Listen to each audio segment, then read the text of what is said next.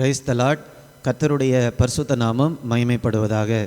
இன்றைய தியானம் யோபு 17ஆம் அதிகாரத்திலிருந்து 20ஆம் அதிகாரம் வரை. இந்த நாள் தியானத்திற்கான தலைப்பு, நம்மை வெறுக்காத நண்பர்கள் தேவை. நட்பினுடைய தரம் இந்த நாட்களில் குறைந்து கொண்டே போகிறது. இன்றைக்கி சமூக வலைதளங்களில் பார்க்கும்போது அநேக நண்பர்கள் தங்களுக்கு இருப்பதாக மக்கள் சொல்லுவார்கள். ஆனாலும் ஒருவனுக்கு இன்னொருவனை பிடிக்கவில்லை என்றால் அவர்களை பிளாக் பண்ணிவிடலாம், அப்படி இல்லை என்றால் அன்ஃப்ரெண்ட் பண்ணிவிடலாம். அவர்கள் மறுபடியும் இவர்களை தொடர்பு கொள்ளாதபடிக்கு செய்துவிடலாம். யோபுவுடைய நாட்களிலும் இப்படிப்பட்ட ஒரு சூழ்நிலை காணப்பட்டது. 17ஆம் அதிகாரம் 6ஆம் வசனத்தை நாம் பார்க்கும்போது, அவர்கள் முகத்திற்கு முன் நான் அருவருப்பானேன். அப்போது மற்றவர்களுக்கு முன்பதாக யோபு அருவருக்கப்படுகிறார். அவருடைய சூழ்நிலையின் நிமித்தமாக அவரை பார்க்க வந்த நண்பர்கள் கூட தொடர்ந்து அவரை நிந்தித்து கொண்டேதான் இருந்தார்கள். 19ஆம் அதிகாரம் 1ஆம் 2ஆம் வசனங்களை நாம் பார்க்கும்போது அவர் நண்பர்களை பார்த்து சொல்லுகிறார், நீங்கள் எந்த மட்டும் என் ஆத்துமாவை வருத்தப்படுத்தி வார்த்தைகளினால் என்னை நொறுக்குவீர்கள். இப்பொழுது 10 தரம் என்னை நிந்தித்தீர்கள். இப்போ யோபுவை பார்க்க வந்த நண்பர்கள் வார்த்தையினால் அவனை நொறுக்கி உடைத்து கொண்டிருந்தார்கள். 10 முறை நிந்தித்தார்கள் என்று யோபு சொல்லுகிறார். இப்போ யோபு தன்னுடைய உறவுகளால் வெறுத்து தள்ளப்பட்டார். 19ஆம் அதிகாரம் 13ஆம் வசனத்திலிருந்து 19ஆம் வசனம் வரைக்கும் நான் வாசிக்கிறேன். 13ஆம் வசனம், எனக்கு அறிமுகமானவர்கள் எனக்கு அந்நியராக போனார்கள். 14ஆம் வசனம், என் பந்து ஜனங்கள் விலகி போனார்கள், என் சிநேகிதர் என்னை மறந்து விட்டார்கள். 15ஆம் வசனம், என் வீட்டு ஜனங்களும் என் வேலைக்காரிகளும் என்னை அந்நியனாக எண்ணினார்கள், அவர்கள் பார்வைக்கு நான் பரதேசியானேன்.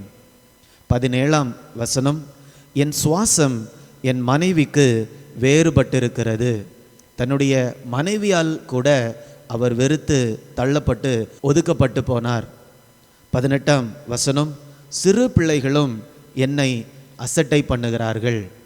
19ஆம் வசனம், என் பிராண சிநேகிதர் எல்லாரும் என்னை வெறுக்கிறார்கள், நான் சிநேகித்தவர்கள் எனக்கு விரோதிகள் ஆனார்கள். இதெல்லாம் பார்க்கும்போது யோபு மற்றவர்களால், தான் நேசித்தவர்களால், நண்பர்களால், சொந்தக்காரங்களால், உறவினர்களால், ஏன் தன் சொந்த மனைவியாலேயே ஒதுக்கி தள்ளப்பட்டிருக்கிறார். இந்த வசனங்களை நாம் தியானிக்கும்போது நம் சமுதாயத்தில் எப்படியாக நம்முடைய குறைவுகளின் நிமித்தம் ஒதுக்கி தள்ளப்படுகிறோம் என்று நம்மால் தியானிக்க முடியும். இந்த வசனங்களை வாசிக்கும்போது ஒருவேளை நம்முடைய வாழ்க்கையும் கூட நாம் பின்னால் திரும்பி பார்க்கும்போது, அல்லது இப்பொழுது நாம் வாழ்ந்து கொண்டிருக்கக்கூடிய சூழ்நிலையை பார்க்கும்போது, நம்முடைய தாழ்வில் நிறைய பேர் நம்மோட கூட இருக்க மாட்டாங்க. நம்முடைய வாழ்க்கை நன்றாக இருக்கும்போது நண்பர்கள், சொந்தக்காரர்கள் நம்மோடு கூட இருப்பார்கள். ஏனென்றால் நம்மை கொண்டு அவர்களுக்கு பிரயோஜனம் இருக்கும். ஆனால் நம்முடைய வாழ்க்கையில் எல்லாவற்றையும் நாம் இழந்து தனிமையாக ஆதரவு இல்லாமல் நிற்கும்போது அநேகர் நம்மோடு நெருக்கமாக இருக்க மாட்டார்கள். அதுதான் இந்த உலகம். அப்படிப்பட்ட ஒரு உலகத்தில் நாம் வாழ்ந்து கொண்டிருக்கிறோம். யோபுவை பார்க்கும்போது எல்லாராலும் வெறுத்து தள்ளப்பட்டார். ஆனால் அவர் ஒரு நல்ல உறவுக்காக ஏங்கி கொண்டே இருந்தார். இந்த சூழ்நிலையில் எனக்கு யாராவது நல்ல உறவு கொடுக்க மாட்டார்களா என்று அவர் ஏங்கி கொண்டே இருந்தார். மனிதர்களால் அப்படிப்பட்ட ஒரு உறவு கிடைக்காத நேரத்தில் உண்மையான உறவு எங்கு கிடைக்கும் என்பதை உணர்ந்தவராக அவர் இவ்வாறு சொல்லுகிறார். 19ஆம் அதிகாரம் 25லிருந்து 27 வரைக்கும், என் மீட்பர் உயிரோடு இருக்கிறார். யோபுவுக்கு தெரிகிறது, என் தேவனால் மாத்திரம்தான் எனக்கு ஒரு நிரந்தரமான உறவை தர முடியும். அந்த விசுவாசத்தில் அவர் சொல்லுகிறார், என் மீட்பர் உயிரோடு இருக்கிறார் என்றும் அவர் கடைசி நாளில் பூமியின் மேல் நிற்பார் என்றும் நான் அறிந்திருக்கிறேன். இந்த என் தோல் முதலானவை அழுகி போன பின்பு நான் என் மாம்சத்திலிருந்து தேவனை பார்ப்பேன். அவரை நானே பார்ப்பேன்.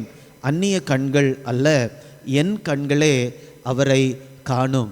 இப்போ யோபு ஒரு உறவுக்காக ஏங்கி கொண்டிருக்கும்போது அவருக்கு தெரியுது, இந்த மனிதர்களை நம்பி எனக்கு இனி எந்த பிரயோஜனமும் இல்லை.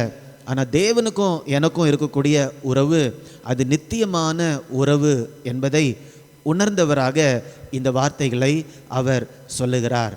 அப்போது உறவுக்காக யோபு ஏங்கி கொண்டிருக்கிறதை பார்க்கிறோம்.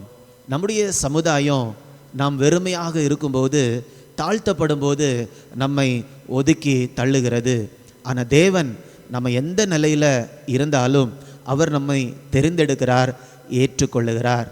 1 கொரிந்தியர் 1 27 28 நாம் வாசிக்கும்போது, அவர் உலகத்தில் பைத்தியமானவைகளை தெரிந்து கொள்ளுகிறார், உலகத்தில் பலவீனமானவைகளை தெரிந்து கொள்ளுகிறார், இழிவானவைகளை தெரிந்து கொள்ளுகிறார், அற்பமாய் எண்ணப்பட்டவைகளை தெரிந்து கொள்ளுகிறார், இல்லாதவைகளை தெரிந்து கொள்ளுகிறார். இந்த நாளிலும் கூட அன்பானவர்களே, மற்றவர்களால் ஒதுக்கப்பட்டு தள்ளப்பட்டு கைவிடப்பட்டு தனியாக இருக்கிறீங்களா? என்னை ஏற்றுக்கொள்வதற்கு யாருமே இல்லையே என்று மனம் உடைந்து காணப்படுறீங்களா? சமுதாயம் நம்மை ஒதுக்கி தள்ளினாலும் நம்மை ஒரு நாளும் வெறுக்காத தேவன் அவர் உங்களை ஏற்றுக்கொள்ளுகிறார். இயேசு உங்களுடைய தனிமையை அவர் சிலுவையில் சுமந்தார். அவர் சிலுவையில் தொங்கும்போது அவருக்கும் பிதாவுக்கும் இருந்த உறவு நம்முடைய பாவங்களினால் துண்டிக்கப்பட்டது.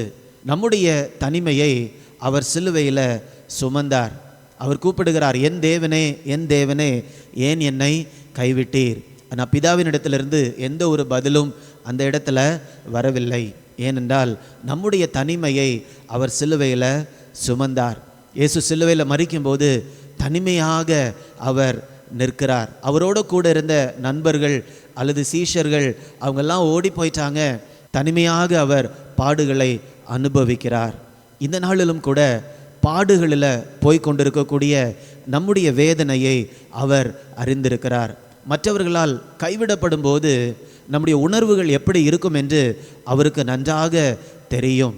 நம்முடைய உணர்வுகளை அவரோடு நாம் சொல்லும்போது, பேசும்போது நம்மை புரிந்து கொள்ளக்கூடிய இயேசு எந்த சூழ்நிலையிலும் நமக்கு ஒரு உறவை கொடுப்பார்.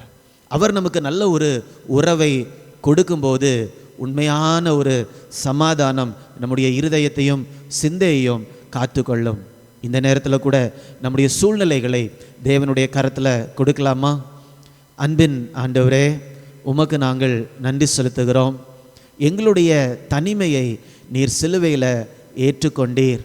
எங்களுடைய வெறுமையை, எங்களுடைய காயங்களை, துன்பங்களை நீங்கள் சிலுவையில் சுமந்தீரப்பா. மற்றவர்களால் நாங்கள் கைவிடப்படும் போது, மற்றவர்களால் ஏமாற்றப்படும் போது எப்படி இருக்கும் என்பதை நீங்கள் அறிந்திருக்கிறீங்க. அப்படிப்பட்ட நேரத்தில் எங்களுடைய உணர்வுகள் எப்படி இருக்கும் என்பதை நன்றாக நீர் அறிந்திருக்கிறீங்கப்பா. இந்த நேரத்தில் கூட எங்களை ஒவ்வொருவருடைய இருதயத்தின் வெறுமையையும் போக்கி ஒவ்வொருவருக்கும் ஒரு அன்பான ஆழமான நித்திய உறவை ஆண்டவர் கொடுக்கும்படியாய் ஜெபிக்கிறேனப்பா. கைவிடப்பட்ட யாவரையும் நீர் ஏற்றுக்கொள்ளுகிறவராக இருக்கிறீர். கைவிடப்பட்ட நிலையில் இந்த நேரத்தில் ஜெபித்து கொண்டிருக்கக்கூடிய ஒவ்வொருவரையும் அவங்க இருக்கிற இடத்துல நீங்கள் சந்திக்கும்படியாய் ஜெபிக்கிறேன். சந்தித்து ஒரு உண்மையான உறவை கொடுக்கும்படியாய் ஜெபிக்கிறேன். மீட்பர் இயேசுவின் மூலம் கேட்கிறேன் நல்ல பிதாவே. ஆமேன், ஆமேன். God bless you. God bless you.